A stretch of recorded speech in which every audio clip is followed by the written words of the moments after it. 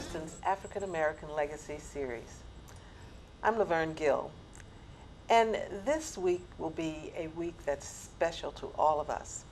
We have some people returning with us, and they're going to share some information about their spouses, people that we did not have a chance to talk about, and whose memory we would like to lift up because they did so much for Reston. My first guest is Sandra English, and I want to welcome her again to Reston's African American Legacy. Thank you very much, Mrs. Laverne Gill. Now that we've been formal, this is Mrs. Julene Bevins, and she's my co-host today. And we have a special walk-on guest today, and I just want to acknowledge that because she's my daughter-in-law, and her name is Flor McDuffie, Leon McDuffie, and she is here from Costa Rica, and she is moving to Reston, so she's one of Reston's newest people. But anyway, Sandra, we had a wonderful time talking to you, and you've done so very much. But I did want to talk about your husband, Dr. Carl English. When did you guys come to Reston again? Well, we came in 1973. I was pregnant, and we had contemplated moving here, and Carl came over and decided to look for a house without me. And that's something you don't do, but that's how we got here. The lady called and said, surprise, surprise, you bought a house in Reston. And so that's how we got here. Now, he was in the computer area. He was probably one of the first people, African Americans, Right. in the computer business. What exactly did he do? And where did he go to school? Well, Carl went to RCA Institute in New York, and then he went to Northeast. He was with vacuum tubes. He was really he was a visionary and a pioneer.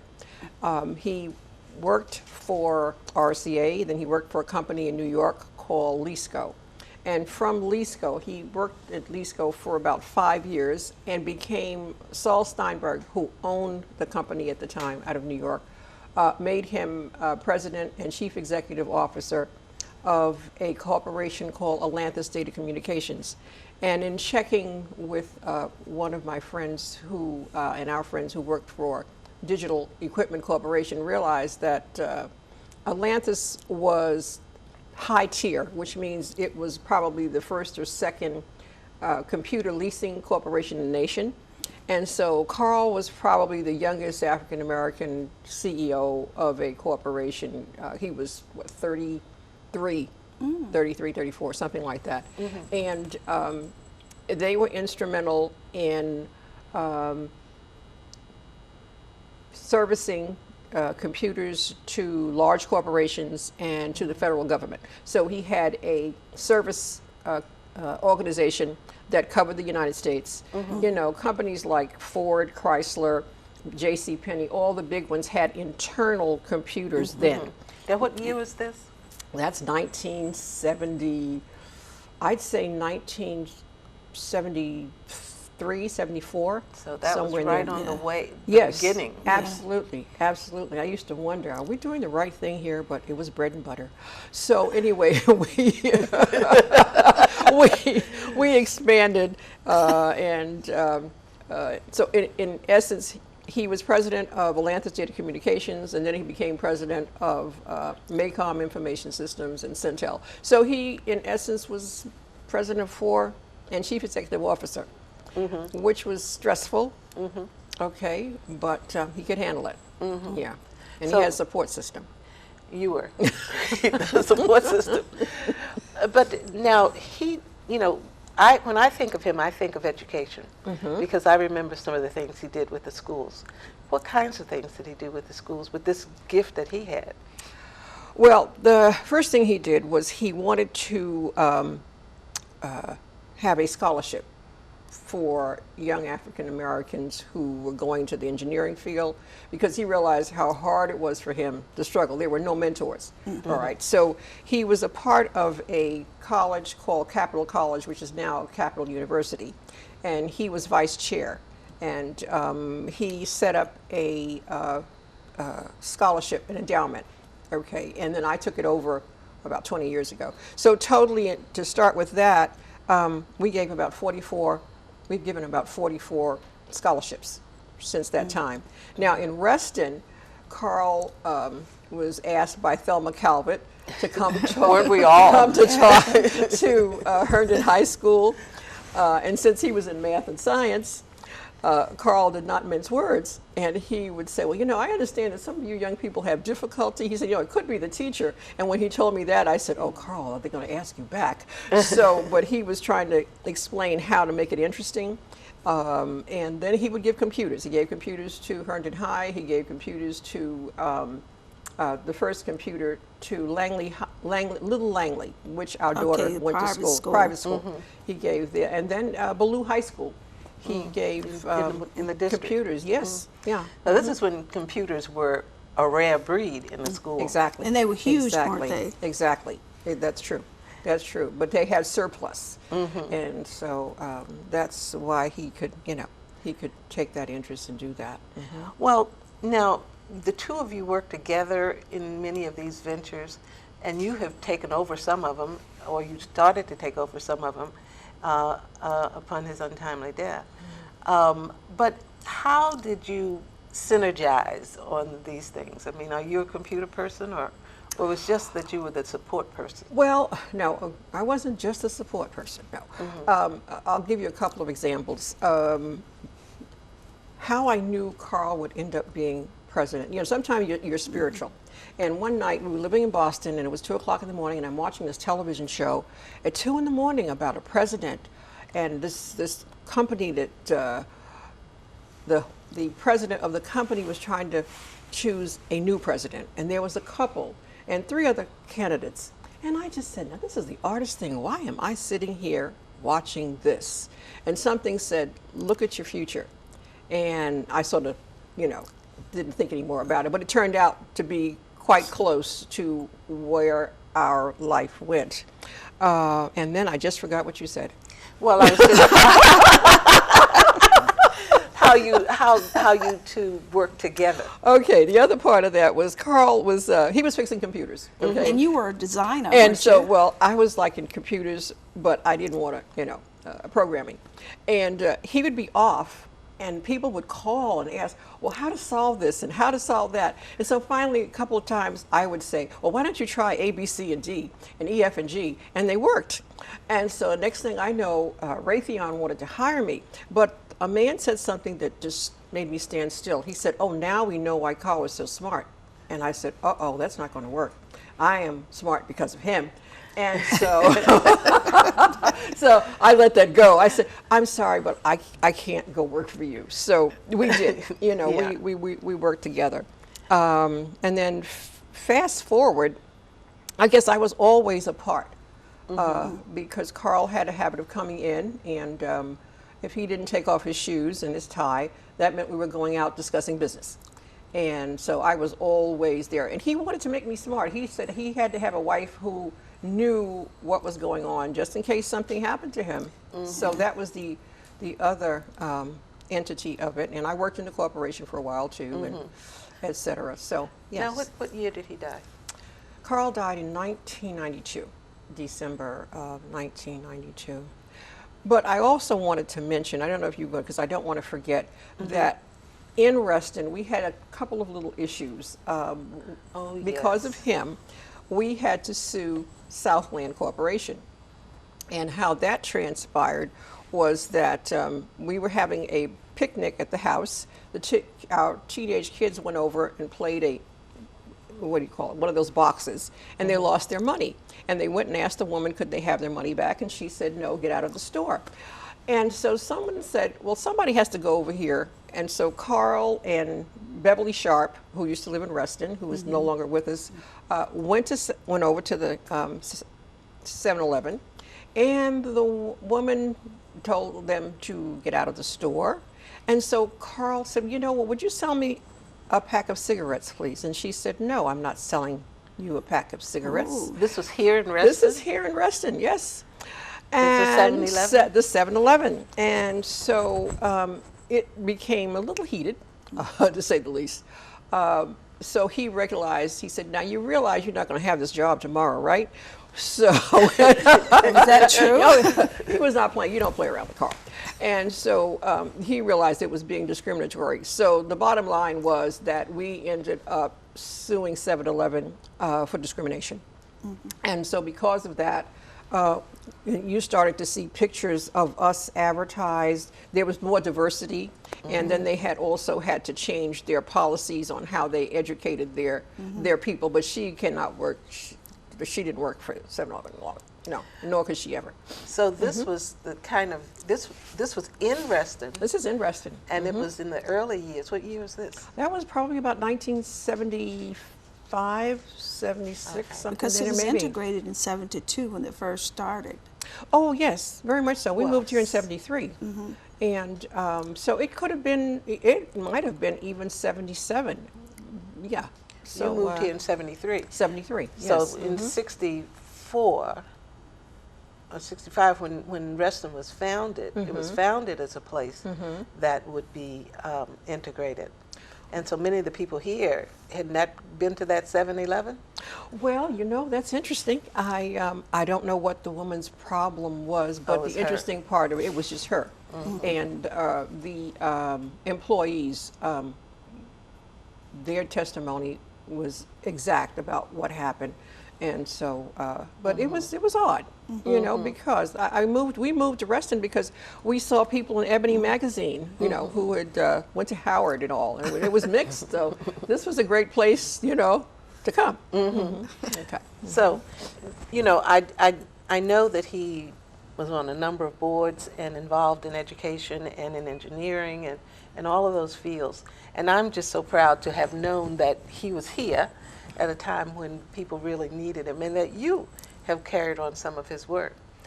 And in his memory, we'd like to just present you a little something, just to show that we remember Thank you his so much. legacy and Really how appreciate much he meant Yeah. to so many of us. I thank you. And you have how many children? I have 3. Okay. Yes. Grandchildren? Carlton, Eric, and Tiffany, and I have 4 grandchildren. Ooh. And I better say them. Joel, William, Jordan, and there's somebody I'm leaving out, and they're going to kill me. Jordan. Oh, I have 3. You know what it is? She's pregnant, and I just added the 4th. That's what happened. So it doesn't have a name yet, or you don't know? No, she hasn't named it yet. Notice I have a sense of humor. Yes, Okay, yes. okay. This is wonderful. Well, you're no longer living in Reston, but you were here for a number of years and made at least big 25. difference. Yeah. 25? At least. At least. And made a big difference. Oh, and I wanted to tell you that Carl also hired a lot of young people in Reston for Yeah, I knew that, internships. yeah. I mean, he did. You know, if Carlton came, so and so needed, you know, because they were going to college. You know, so he was always looking out for people. He felt that it was a responsibility. You know, those who have should look out for those who don't, and when you can help, you do. And you were one of the founders of Martin Luther King Church? Yes, Was I was. Carlton? Carl was busy working. Okay. So, so I was more of a participant. You know, one of our I was actually church clerk, but So one the of church has been around for. Okay. Oh yes, Yeah. enormous long time. Well, yeah. I want to thank you once again. Yelena, I want to thank you. And this is Reston's African American Legacy Program.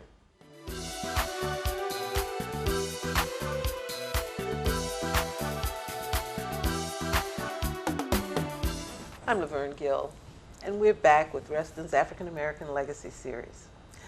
Right now, today, we have Carol Ann Bradley, who is not going to talk about her spouse, but we're going to talk about her because she's been such a major part of this community. I guess we go back a long time when our kids were little kids. kids, right? Yeah, neither one of them was ever little. No, right. Yeah. And I have Yulene Bevins with me, who's my co-host. Carol, you are known in the education community, but I want to know about your education background yourself, and then what drove you into teaching and becoming a principal here in Reston and with one of the landmark. Yeah. Well, I'm originally from Jersey City, New Jersey, and my mom always said, you know, she wanted me to be a teacher because, well, she wasn't, and so her friends were, and they did well. So that was her goal for me. And at that time, there weren't that many opportunities, you know, to do other things, you know. So I was educated there at Jersey City State College and was taught in Jersey City and Newark, New Jersey, and then went out to Illinois and got a master's in inner city studies, which was like a new field. That was in 1968, and there were programs because, you know, the needs of the inner city. And then I married and lived in Chicago and taught in Gary, Indiana, and then came here to Reston. And Wasn't quite the inner city. right, it wasn't inner city, but you had to use some of the same strategies, acceptance. And then I was home with my children for 5 years. I was fortunate because I had them. My daughter's, she probably doesn't mind me saying, was 6 months old when we moved here. She's now 44, and my son's 43. And so, you know, I was able to be home with them. And that helped me to meet so many people in Reston, you know, members of the black community, and get involved in some of the other programs in Reston. So then I began teaching in Fairfax County schools. I taught at Dogwood Elementary for 1 year, and then I was in human relations with Dan Jackson. I don't know, remember Dan? I remember, in Reston. And he was quite the mover and the shaker, and we dealt with, you know, inclusivity and dealing with issues around racism, sexism, and so forth. And then at that time, I was working on my certification for administration, and so I was an assistant principal in Oak Hill for 1 year, then a principal in Falls Church, still part of Fairfax County, and then in Alexandria, and then Terracet Elementary was open. And so For people who don't know a lot about Reston, Terracet Elementary was the big star. Oh, Underground, yeah, right. It was built by the Saudi Arabians in Fairfax County, and the purpose was how do we use energy efficiently? So it was run by the sun, you know, the solar. That didn't work out too well, so they had to go back to conventional heating. They and did? air. I thought that. Yeah, so they did. Because most of it was underground, right? Yeah, right. And now, for those in the community, the school is being renovated, and I mean, it just looks like a whole new school. And it's interesting, the young woman that's the principal there grew up around the corner from me, and she's Lindsay Trout, and she's just doing a fantastic job. And my children went to Terracet, so I had a lineage there. And people said, why would you want to be in the school in your community? You know, won't the parents hound you and all? No, it worked out really well. I'd see families in the Safeway and on the you know, walking around, and it was a wonderful experience to end my career at a school in my community, and I still feel very close to it, to schools. Yeah, my youngest son went to Oh, Terracet. okay. Because it was also a gifted and talented center at that time. Sunrise Valley was the Sunrise Valley. was the gifted and talented center. Yeah. But we had a wonderful time, and the population did change there because we had some low and moderate income housing come into the area, and that was really, you know, a good experience because we had kids from all backgrounds meeting and working and learning together. So So now you were a principal? yeah, I was principal Because there. it was a big thing when you became a principal. Yeah. Were you the first African American principal in Reston? I thought you were. No, there were. I'm trying to think. There were others before me. Yeah. Really? Oh. Yeah, and so. So now you were a part of Best of Reston. You are a Best of Reston person. Right. Why are you a Best of Reston person? Okay, it was a wonderful experience to be chosen, and it was based on some of my school experiences, but more of my volunteer things. You know, after I retired, well, you kind of retired too, and people come at you, you know, they have all these wonderful things for you to do, and then you start doing all these wonderful things, and you're just worn out, you know, and so in looking for ways to serve, I think being an educator and being, you know, in this community, we have to serve. We're needed. And so I did, I volunteered at schools. I volunteer at Hutchison Elementary. I have 2 little girls that I mentor. And now I'm I was at Forest Edge, mentoring, and then I volunteered at the homeless shelter, and I was on the Reston Friends of the Reston Library. I'm not doing that now, but and I was on the Reston Community Center board. So, you know, I just was out and about, and people saw me and what I was trying to do, and so that's why I got chosen. Well, now what year was that? What year was 2 years ago, so this okay. is. It was 2014, and it was a wonderful experience, you know, because I believe in this community. I just believe in, you know, Robert Simon's dream of an inclusive community. I think we still have a long way to go, and more of our children and families here are suffering and needy. You know, I think when I came, we were middle class and, you know, well educated, and but now we're getting people who are from diverse backgrounds and with limited incomes, and we just have to be supportive, you know, of them in any way that we can. And we don't want to lose sight of the dream of Reston, where it's for everybody, not just for a few people. And I think I've read some comments and editorials from people who live here now who don't really have that sense of commitment and community. And they're pretty harsh. Very. About people who come here, and, you know, I don't usually reply to those things, but I did reply to one of them. Yeah, right. It's just really it was harsh. They use, you know, this new technology. You know, you can be as nasty as you want to be, and nobody knows who it is. You know, but you don't really work to solve the issues or to become a part of a group that's trying to do something. You know, and that's really hurtful to me. Yeah, I do think it kind of goes against what we know. Yeah.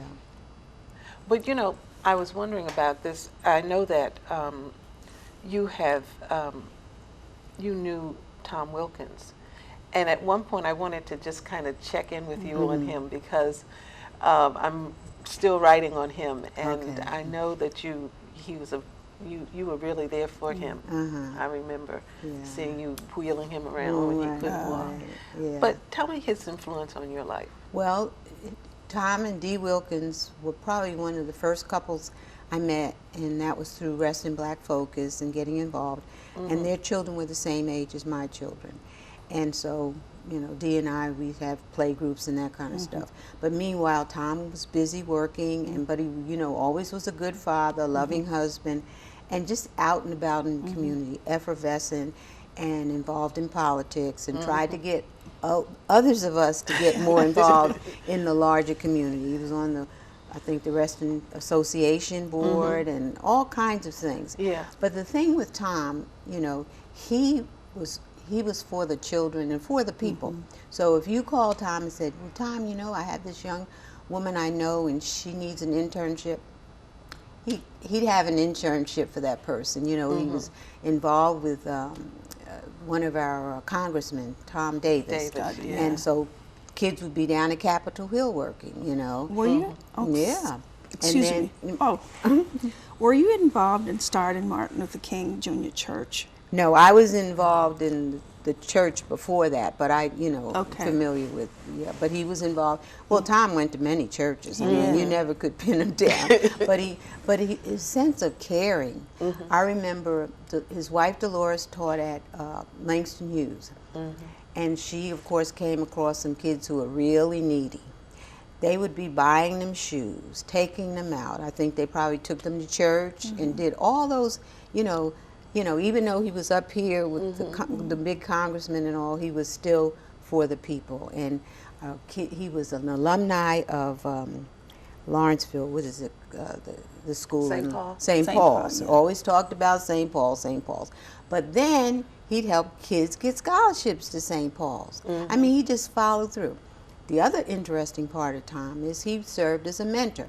You know, our restaurateur, Warren Thompson. Tom knew his parents down in Lawrenceville. So Warren came here establishing his business. Tom mentored him, you know, connected him and just supported him. I mean, just really, really helped him. I mean, he certainly had lots of potential, but Tom really worked with him. Mr. Lyles, who's the funeral director, his parents knew Tom. So Tom mentored him and, contacted. So he was really he out was a there all connector. the He time, really did. all the time.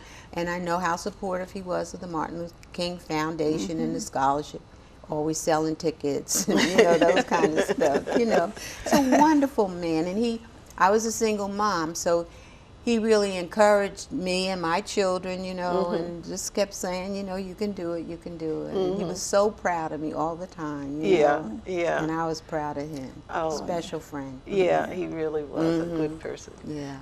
And I just remember seeing you just wheeling him around. Yeah, because that's, we wanted to get him out and about, because he needed to be there, Carol Bradley, you are one of Reston's treasures, and we want to give you just a token of our appreciation. Oh, thank you. And I am just so Thanks glad so much. that, my friend from Jersey who knows you and Yeah, grew right. up with you, Yeah. the Grew world up just together, gets smaller right. and Yeah, smaller and right. smaller. Yeah, Vivian, who is an artist. Okay. Yeah. Yes, very much so. Yeah. Yeah. So I want to thank you for coming on, Sure, and I thank am you so for glad I had having a me. chance Yeah. to get in touch with you. And so until next time, this is Laverne Gill and Eileen Bevins for Reston's African American Legacy.